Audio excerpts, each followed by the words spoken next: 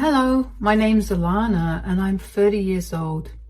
I had the most audacious husband under whom I endured a lot of neglect and hurt. But thankfully, the universe had my back and karma came back to him pretty quickly. Let me start with how I met my ex-husband, Clive. Clive and I met through a dating app. Over text, we had great chemistry, and even when we met in person, our chemistry remained. We went on many more dates before we made things official. Clive was a very easygoing, kind person. It was super easy to be around him because he just had this way of calming you down. At least that's what he was like for the first 4 years of our relationship. We got married after dating for 3.5 years, and for a few months after we got married, life was great. We decided that we didn't want to start a family immediately. Instead, we wanted to focus on building our careers. Shortly after we got married, Clive applied for a job at one of the best companies in his field in our city, and he managed to land the job. I remember both of us being ecstatic about it because not only was Clive advancing in his career, but he was also going to be earning a lot more, which we really needed because we were planning on buying a house, which we did end up buying a year later. I thought our life was going great, but I should have been a little more perceptive of what was going on with Clive. He began to get really withdrawn and he stopped spending as much time with me. He refused any actions of affection, and when I finally took proper notice of his unusual behavior, I confronted him about it and he simply brushed it off. I figured that Clive was really stressed with work, so I did my best to be as accommodating as possible. I took over a lot more of the housework so Clive could rest up, and I also pulled extra hours at work so that Clive didn't feel too burdened to earn as much as he did. I made sure that I cooked only meals that he liked. And I would put effort into how I looked as well, because I knew he liked it when I got dolled up. I would plan dates for us, and I would find many different ways to make him see that I cared about him and I wanted the best for him. Even so, I noticed that Clive was barely grateful for it. I was beginning to feel really depressed about it because it felt like my relationship was falling apart. I tried on many occasions to get him to tell me what was going on with him, but every single time it would end with us arguing, and eventually it got to a point where even the most normal of conversations would turn into an argument. And I was beginning to dread being around Clive. Even then, I knew that I still loved him and I wanted this phase of our relationship to get done with. And then one day, Clive came back home from work and told me that he had to tell me something. I need to talk to you about something. Yeah? What's wrong? So we had a meeting at work today and our company's trying to expand, so I'm going to be going on a lot of trips because of it. Oh, is this a permanent responsibility or a temporary one? Are they going to be giving you a pay raise or some benefits? Why does that matter? It's part of my responsibility now. It does matter though. We were just discussing that we wanted to start a family since we're doing well financially. If you keep traveling, that will be impossible. I don't want to be pregnant when you're not around, and I don't want to raise a child without you here either. Why do you always have to go against me? Why can't you ever just be happy for me? I am happy for you. I just need some clarity so we can adjust our goals. Why are you getting so defensive? Are you hiding something from me? Hiding? You think I'm lying about this new responsibility of mine? I didn't say that, but since you did just now, are you? Why would I lie about that? You were the one who brought it up. I don't think that at all. Good, you better not think I'm lying because I'm not. Look, I'm not happy about this either, but I'm literally working for the best company in my field. We're living comfortably thanks to my job here. And if I don't do my work, I could get fired. I get that. I'm just asking you how long this is going to go on. A year? 2 years? Are there literally any benefits to this? Like maybe a promotion? There's none of that. It's just become part of my responsibility now and I have to do it. Isn't that unfair and odd? Whatever it is, it's helping us pay the bill, so we shouldn't be complaining about it. I mean, I guess you're right. Are you seriously not upset with the increase in workload and no benefits from it? No, I'm actually happy because I get to build a few more skills. That way, maybe I can move on to a better job in another place. Another place, like moving to a different state? Because if that's the case, you're going to have to do some serious rethinking. I told you since we met, I'm not going to move away from my family. We'll figure all that out later. For now, you just need to know that I'll be traveling a lot and you're going to be alone. All right, if you think this is the right path for you, who am I to shoot you down? I couldn't wrap my head around why Clive was being so defensive. I had no problem with him traveling for work, but I couldn't help but wonder why he suddenly had to take on more responsibility when those responsibilities were not being compensated. Even if they were, I couldn't help but wonder if Clive was hiding things from me.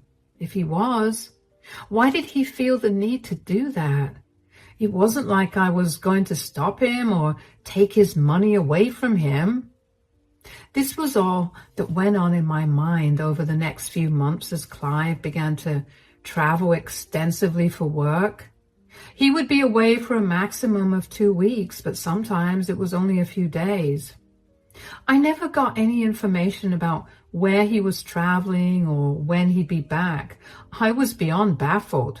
I saw no reason for him to be so secretive, and no amount of confronting him got me answers. I tried my best to talk to him about why it was important for us to communicate, but he would always shut me down and tell me that he was tired from work. That was his go-to excuse whenever I needed to get out of a conversation, which, believe it or not, he even began using on his days off. I felt even more powerless at this point. If I thought my life was pathetic before, now, it was downright miserable. I did my best to go above what I was doing before.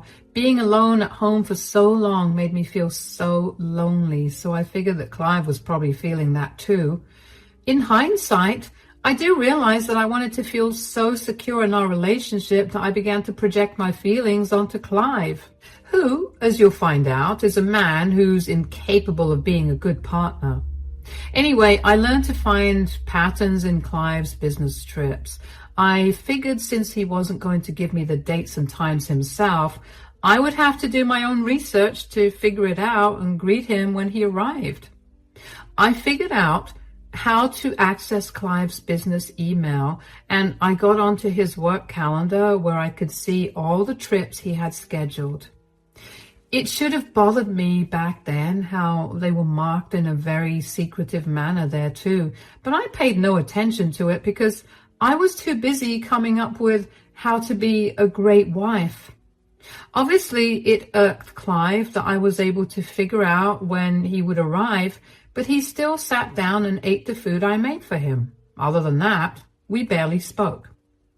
One day, after Clive returned from a 2-week trip, I greeted him happily at the door. I decided to talk to him about his behavior because I was nearing my wit's end yet again.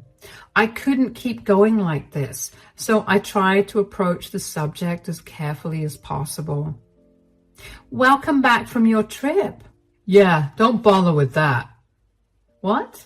What do you mean? I'm just trying to welcome you back home. I missed you. Didn't you miss me?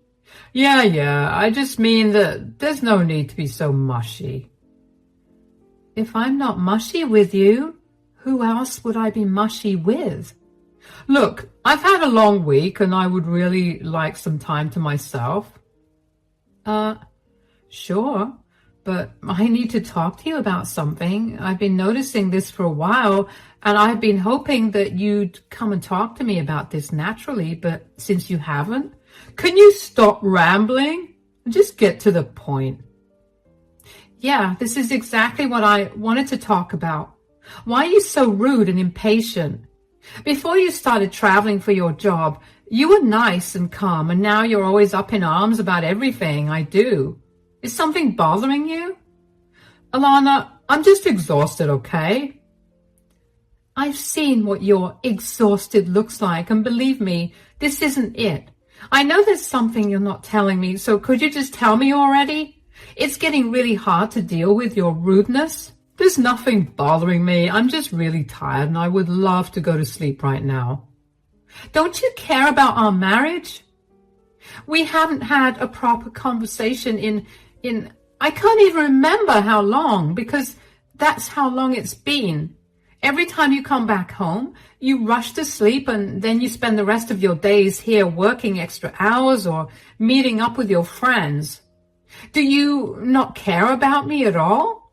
My God, do you ever shut up? Is that what you really want? For me to not speak at all?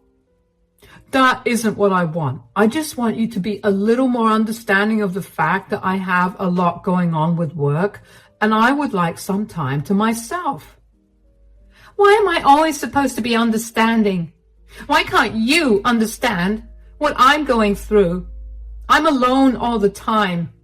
And when you finally come home, I'm also alone. I just want to have a normal conversation with you without you being rude and turning it into a fight. We could have normal conversations if you just stop being a nag and a pushover who constantly needs to shove herself on me the second I come back home from a long trip. Is that what you see me as? Do you even love me, if that's how you see me? I'm trying to express my love and care for you. I'm sorry that I've been smothering you. Can you not be so emotional? I didn't mean it like that. No, save it. I think I understand what my position is in your life. If you want to sleep so badly, go ahead. I'll be in the guest bedroom. Clive had always had a way with words. He knew just how to make me feel better when I was sad, and so he also knew how to tear me down when I was feeling good. I was tired of always trying and never getting a response back. I dialed back on my shows of affection because I saw no point in it anymore. And that did not mean I stopped it completely. I still tried my best to be a good partner. Every evening after Clive's shift, I would call him to ask him if he'd be coming home so I could prepare dinner accordingly. But one particular day, he wasn't answering his phone. I tried to contact him many times over 5 hours and still heard nothing from him, not even a text. I was beginning to panic, and just as I had worked up the nerve to call the police and report him as missing, Clive came back home. In relief and anger, I ended up yelling at him. Why weren't you answering your phone? I was worried sick about where you were. Do you know how late it is? I just had a tough day at work, and I don't want to come back home to screaming. Look, I'm sorry for yelling a little, but you have to understand I was freaking out. Why didn't you answer your phone? If you were in no mood to talk, you could have at least just shot me a text telling me you'd be late. I'm home and I'm safe. Is that not enough for you? Yeah, I guess. I'll reheat dinner for you. Just let me know if you're going to be late tomorrow too, so I can prepare dinner accordingly. You won't have to do that. What? Why? Are you going out with your colleagues for dinner? No, I'm going on a trip with my secretary. What? Why? Or what about the rest of your team? Well, do I really have to spell this out for you? It's a trip only for the two of us. I've been saving up for months so I could take her on this trip. I'll be back in 2 weeks. Are you shamelessly telling me that you're having an affair with your secretary? Oh, good. You understand what I was saying. What is wrong with you? How could you just tell me this like it's no big deal? Because it's not a big deal. A lot of men my age have affair partners. Surely this isn't news to you. Yeah, and all those men are disgusting. I never expected this out of you. How long have you been seeing this woman? I don't know why this is any of your business, but I've been seeing her for a little over a year now. Oh, wow.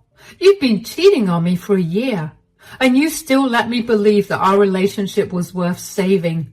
You saw how much effort I was putting into reviving our spark, and you just let me do all that even when you knew that I was never going to get you back. How heartless are you? There's no need to be so dramatic. You just don't satisfy me like you used to, so I looked out for somebody else. If this satisfies you at all, you'll always be the woman I love the most. Candace is young, but she will never have what you and I had.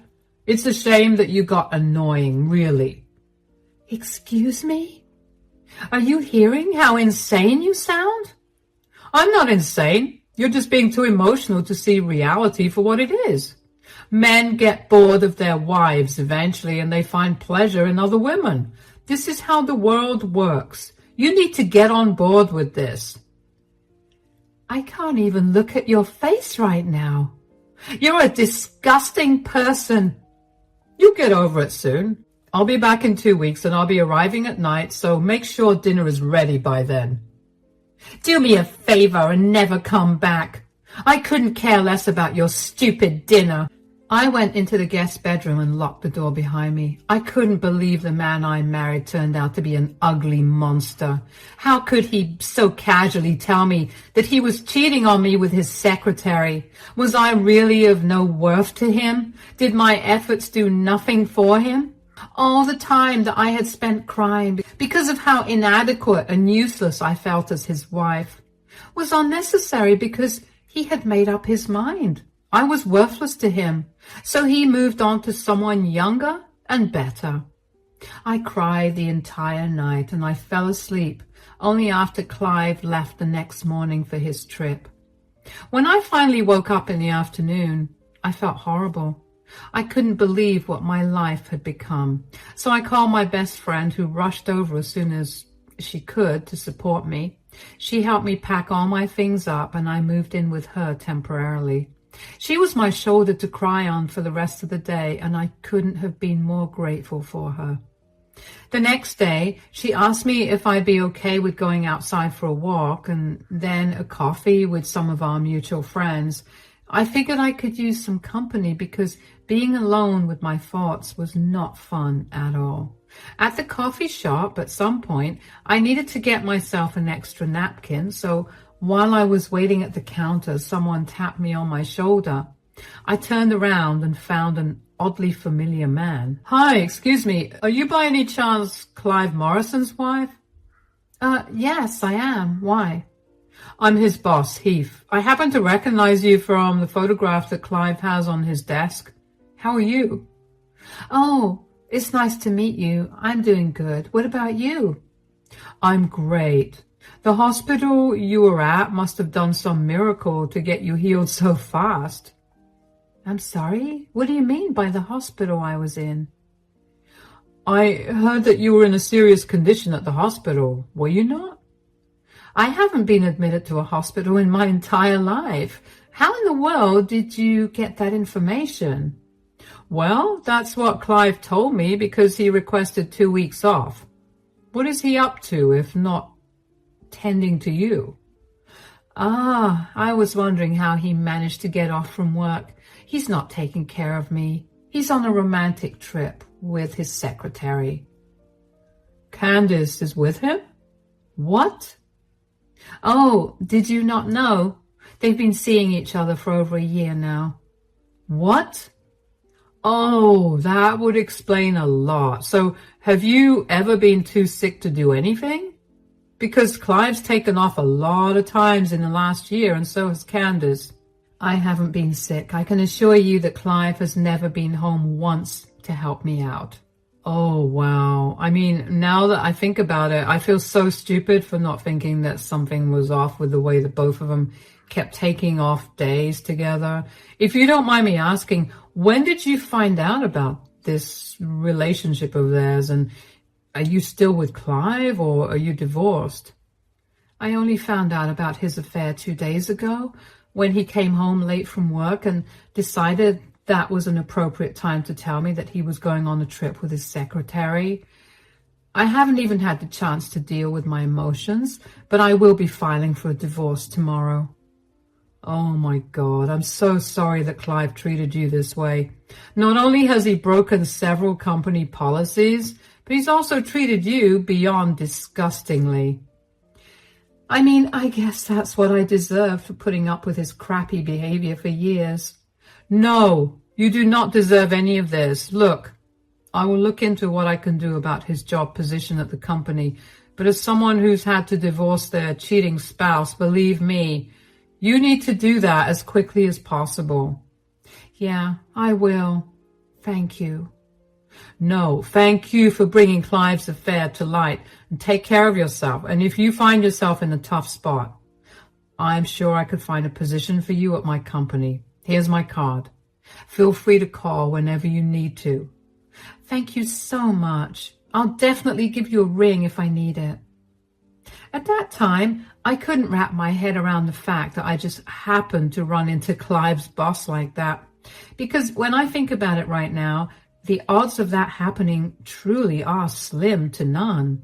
At that time, I was just more shocked that Clive's boss was unaware of the affair that was going on under his nose. It made me feel a sick kind of happiness, knowing that I had possibly ruined Clive's life. I also didn't expect to get offered a position at the company that Clive worked at, and if I'm being honest, at that time, I didn't think to take it. Anyway, I waited and waited to hear word from Clive about the loss of his job, but after waiting a whole week, I heard nothing. I decided to forget about that and focus on getting through the divorce. I found a great divorce attorney in my area and I explained my situation to him, and he told me that since I didn't have much concrete proof of the affair, it would be a little hard to fight if Clive chose to contest the divorce. I was not too worried about that because if I considered how he'd been treating me for years, I knew that I meant nothing to him and he was definitely waiting for me to initiate the divorce. Clive got served the divorce papers a day after he arrived back in town. He barely blinked as he signed the papers. He didn't even call me to check if the divorce was legitimate. It hurt that Clive was able to throw me away so easily, but I guess I shouldn't have expected anything more from that man. It took a few months for the divorce to get finalized, and only after a day of it getting finalized, I received a call from Clive. I was just beginning to enjoy myself and my newfound freedom, so to see his name pop up on my phone after months of no contact was jarring. Even though I knew it would be best to decline the call and block his number, I was too curious to hear what he had to say, so I picked up the call. Yes, what do you want? What have you done? What are you talking about? How did you even get in contact with my boss? Did you snoop through my things? No, he happened to recognize me when I was out with my friends at a restaurant. He was surprised to see me doing well since I was supposed to be in the hospital. So you just told him the truth? Why didn't you cover for me? There has got to be a limit to your delusions. Why in the world would I cover for you when you're actively cheating on me right now? You have no idea of the damage that you've caused. I lost my job because of you. I didn't do anything, Clive. You were the one who violated company policies by dating your coworker. This is on you. It's not even just that. I've taken out a loan against my 401k and now I have only 60 days to repay it. First of all, that is not my problem. Secondly, why did you even take out a loan against a 401k? That's just bad financial decision making. Candace is pregnant. She doesn't have the kind of money to afford a child, and I had used my 401k to buy us an apartment. I haven't worked long enough at the company to get my share of what the company put into the 401k. So I'm not going to be getting anything, and I'll be paying out of my own savings, which I don't think will last too long because it'll get really hard for me to find another job. Do you realize what you've done to me?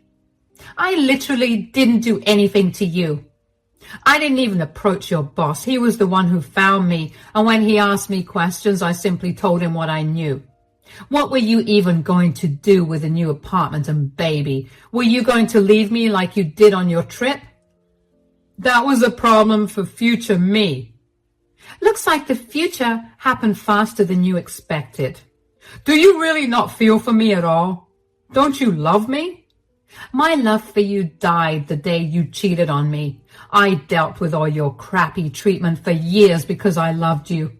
I supported everything you did, even if I didn't agree with it. You repaid me by finding another woman because I was too boring for you. This is the consequence of your actions. Good luck. Bye. The sheer audacity that Clive had to call me and tell me that I was the reason for his downfall was astounding to me. Also, I was beyond glad that I got out of that relationship in time. I didn't want to be stuck paying any of Clive's loans. I was also really grateful that Heath waited until the divorce was finalized to fire Clive. After Clive's call that day, I rang Heath up and told him about what Clive had said. I also thanked him for waiting until the divorce was finalized. Heath told me that he needed that time to gather evidence of Clive and Candace's relationship as well, so it was no trouble. He told me that there was a position for me open in the company, so if I wanted it, he could conduct an interview with me and I could get the position. He was willing to pay double what I was earning at the company I was working for, so of course I took him up on it. I ended up landing the job with ease, and now I'm living more than comfortably. I found a cute yet spacious flat in a prime area, and I bought it without hesitation to symbolize my new beginning in life. As for Clive, he ended up managing to pay off half the loan he took out and is struggling to find a way to pay off the rest of it. Candace ended up leaving him for a wealthier man, and apparently she's planning to cut off Clive's custody of their child. Clive's family was disgusted by his actions and refused to help him out. His parents were only helping out a little bit financially, but were adamant about not helping him out with his loan. They called me to apologize for his behavior, and I felt really bad that they had more heart to be apologetic than Clive was for his actions. I only know of all of this because Clive would keep texting me updates every week or so. In his head, I was still the villain. He was trying to guilt trip me into taking him back by telling me all about how I ruined his life. Well, if there's anything he should have learned in the many years we were together, it's that if I have my heart set on something, there's nothing that will change my mind.